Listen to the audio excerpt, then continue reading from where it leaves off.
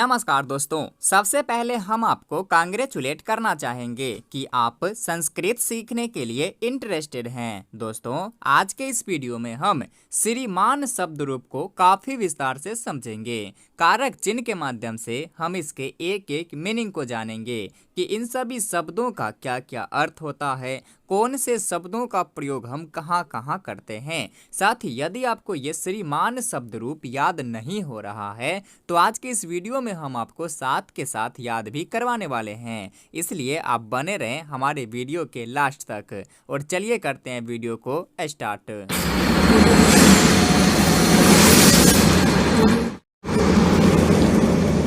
दोस्तों, इस श्रीमान शब्द को मतूप प्रत्यंत शब्द भी कहते हैं, क्योंकि जब हम श्री शब्द में मतूप प्रत्यय को जोड़ते हैं तब हमारा श्रीमान शब्द बनता है। मतूप का मान शेष बचता है। जब हम श्री शब्द में मतूप प्रत्यय को जोड़ते हैं तो श्री जोड़ मान बराबर श्रीमान शब्द बनता है। चलिए अब हम इसमें कारक चिन्ह को ऐड करते हैं, फिर हम इसके एक एक मीनिंग को समझेंगे।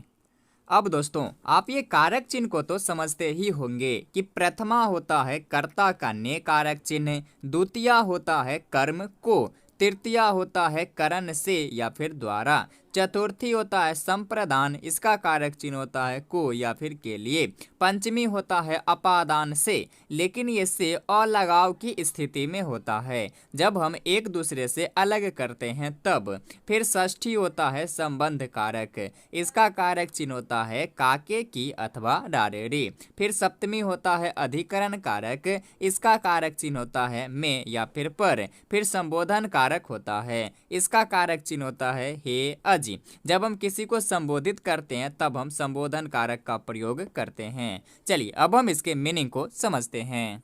अब इसके लिए दोस्तों करना कुछ नहीं है, बस इन सभी शब्दों में हमें इन कारक चिन्ह को जोड़ते चलना है। ऑटोमेटिक ही हमें इन सभी शब्दों का मीनिंग मिलता चलेगा। कैसे, चलिए देखते हैं। जैसे यहाँ श्रीमान शब्द है और यह प्रथमा विभक्ति का एक वचन में है।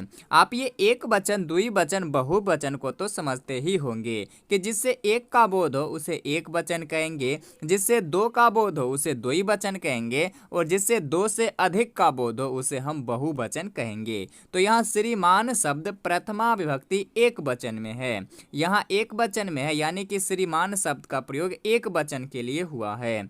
इसके बाद यह प्रथमा विभक्ति में है और इसका कारक चिन्ह होता है ने, तो हम श्रीमान शब्द के साथ ने कारक चिन्ह को जोड़ देंगे तो क्या हो जाएगा, श्रीमान ने। इसी प्रकार से श्रीमंतो ये द्विवचन में है, यानी कि इसका प्रयोग द्विवचन में करेंगे दो श्रीमान के लिए, तो बोलेंगे दो श्रीमान ने। इसी प्रकार से फिर बहुवचन में है श्रीमंतः, यहाँ बहुवचन में है यानी कि बहुत सारे श्रीमान को के लिए यहाँ पर प्रयोग करेंगे तो बोलेंगे श्रीमानो ने। यदि हम एक वचन में तो श्रीमान श्रीमान ने, द्विवचन में तो दो श्रीमान ने, और यदि बहुवचन में तो श्रीमानों ने। इसी प्रकार से द्वितीया है कर्म कारक, एक वचन में श्रीमंतम, एक श्रीमान के लिए श्रीमंतम, तो बोलेंगे श्रीमान को। यहाँ द्विवचन में श्रीमंतो तो बोलेंगे दो श्रीमान को, बहुवचन में श्रीमतः तो बोलेंगे श्रीमानों को। बस सिंपल सी है, आपको एक वचन, द्विवचन, बहुवचन, एक दो बहुत सारे करके हमें बस इन कारक चिन्ह को ऐड करते चलना है। जैसे एक वचन में तो श्रीमान ने, द्विवचन में दो श्रीमान ने, बहुवचन में श्रीमानों ने। इसी प्रकार से द्विवचन में कर्म कारक तो बोलेंगे श्रीमंतम श्रीमान को। फिर यहाँ द्विवचन में तो श्रीमंतो दो श्रीमान को, यहाँ बहुवचन में तो श्रीमता श्रीमानों को। इसी प्रकार से तृतीया विभक्ति है कर्म कारक, श्रीमता श्रीमान से या फिर श्रीमान के द्वारा। श्रीमद्भ्याम द्विवचन में तो बोलेंगे दो श्रीमान से या फिर दो श्रीमान के द्वारा।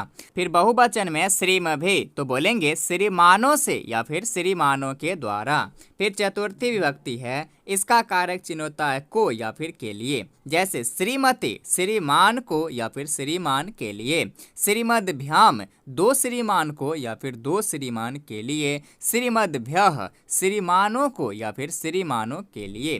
फिर पंचमी विभक्ति है अपादान कारक, इसका कारक चिन्ह होता है से, लेकिन इसका प्रयोग हम अलगाव की स्थिति में करते हैं जब हम श्रीमान से किसी वस्तु को अलग करेंगे तब।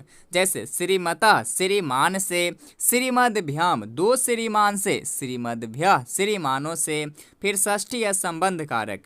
जब हम श्रीमान का संबंध किसी से बताएंगे तब, जैसे श्रीमतः श्रीमान का, श्रीमतोः दो श्रीमान का, श्रीमताम श्रीमानों का। फिर सप्तमी है अधिकरण कारक। श्रीमती श्रीमान में या फिर श्रीमान पर, श्रीमतोः दो श्रीमान में या फिर दो श्रीमान पर, श्रीमत्सु श्रीमानों में या फिर श्रीमानों पर। फिर संबोधन कारक है। जब हम श्रीमान को संबोधित करेंगे तो, यदि हम एक श्रीमान को संबोधित कर रहे हैं तो बोलेंगे हे श्रीमान। यदि हम दो श्रीमान को संबोधित कर रहे हैं तो बोलेंगे हे श्रीमंतौ। यदि हम बहुत सारे बहुवचन में श्रीमान को संबोधित कर रहे हैं तो बोलेंगे हे श्रीमंतः। इस प्रकार से हमने कारक चिन्ह के माध्यम से समझा। चलिए अब एक बार बिना कारक चिन्ह का अभ्यास करते हैं। श्रीमान श्रीमान ने, श्रीमंतौ दो श्रीमान ने, श्रीमंतः श्रीमानों ने, श्रीमंतम श्रीमान को, श्रीमंतौ दो श्रीमान को, श्रीमतः श्रीमानों को, श्रीमता श्रीमान से या फिर श्रीमान के द्वारा, श्रीमद्भ्याम दो श्रीमान से या फिर दो श्रीमान के द्वारा, श्रीमभी श्रीमानों से या फिर श्रीमानों के द्वारा, श्रीमते श्रीमान को या फिर श्रीमान के लिए, श्रीमद्भ्याम दो श्रीमान को या फिर दो श्रीमान के लिए, श्रीमद्भ्यः श्रीमानों को या फिर श्रीमानों के लिए। फिर अगला है पंचमी विभक्ति। श्रीमतः श्रीमान से, श्रीमद्भ्याम दो श्रीमान से, श्रीमद्भ्यः श्रीमानों से, श्रीमतः श्रीमान का, श्रीमतो दो श्रीमान का, श्रीमताम श्रीमानों का, श्रीमती श्रीमान में या फिर श्रीमान पर, श्रीमतोः दो श्रीमान में या फिर दो श्रीमान पर, श्रीमत्सु श्रीमानों में या फिर श्रीमानों पर। फिर संबोधन। यदि हम श्रीमान को संबोधित कर रहे हैं तो हे श्रीमान। यदि एक श्रीमान को संबोधित करेंगे तो हे श्रीमान। यदि दो श्रीमान को संबोधित कर रहे हैं तो हे श्रीमंतौ। यदि हम बहुत सारे श्रीमानों को संबोधित कर रहे हैं तो हे श्रीमंतः। चलिए इस प्रकार से हम कारक चिन्ह को लिखकर बहुत ही आसानी से इसके मीनिंग को समझ सकते हैं। चलिए अब इसे याद कैसे करना है इसे समझते हैं। अब दोस्तों इसे याद आपको रट कर ही करना है, लेकिन रटने का भी सही तरीका पता होना चाहिए। आप लोग ऐसे पढ़ते हैं प्रथमा श्रीमान, श्रीमंतौ, श्रीमंतः। ऐसे आपको नहीं पढ़ना है। इन तीनों शब्दों को एक ही साथ बोलना है, लेकिन आप लोग तीनों शब्दों को अलग अलग बोलते हैं। इन तीनों शब्दों को एक साथ बोलेंगे, फिर सांस लेंगे, फिर अगले तीन शब्दों को एक साथ बोलेंगे, फिर सांस लेंगे, फिर अगले तीन शब्दों को एक साथ बोलेंगे। साथ ही आपने ये विभक्ति को भी बोलते हैं, इसे आपको छोड़ देना है। ऊपर ये एक वचन द्विवचन, इसे भी आपको छोड़ देना है।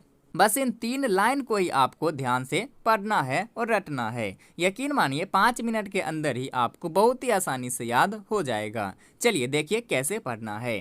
श्रीमान श्रीमंतौ श्रीमंतः, श्रीमंतम श्रीमंतौ श्रीमतः, श्रीमता श्रीमद्भ्याम श्रीमद्भिः, श्रीमते श्रीमद्भ्याम श्रीमद्भ्यः, श्रीमता श्रीमद्भ्याम श्रीमद्भ्यः, श्रीमतः श्रीमतौ श्रीमताम, श्रीमते श्रीमतौ श्रीमत्सु, हे श्रीमान हे श्रीमंतौ हे श्रीमंतः। फिर से देखिए श्रीमान श्रीमंतौ श्रीमंतः, श्रीमंतम श्रीमंतौ श्रीमतः, श्रीमता श्रीमद्भ्याम श्रीमद्भिः, श्रीमते श्रीमद्भ्याम श्रीमद्भ्यः, श्रीमता श्रीमद्भ्याम श्रीमद्भ्यः, श्रीमता श्रीमतो श्रीमताम, श्रीमती श्रीमतो श्रीमत्सु, हे श्रीमान हे श्रीमंतौ हे श्रीमंतः। इस प्रकार से आपको आराम आराम से पढ़ना है। ऑटोमेटिक ही आपका स्पीड बढ़ता चला जाएगा। फिर आप ऐसे पढ़ना स्टार्ट कर दोगे। श्रीमान श्रीमंतौ श्रीमंतः, श्रीमंतम श्रीमंतौ श्रीमतः, श्रीमता श्रीमद्भ्याम श्रीमद्भिः, श्रीमते श्रीमद्भ्याम श्रीमद्भ्यः, श्रीमता श्रीमद्भ्याम श्रीमद्भ्यः, श्रीमता श्रीमतो श्रीमताम, श्रीमती श्रीमतो श्रीमत्सु, हे श्रीमान हे श्रीमंतौ हे श्रीमंतः।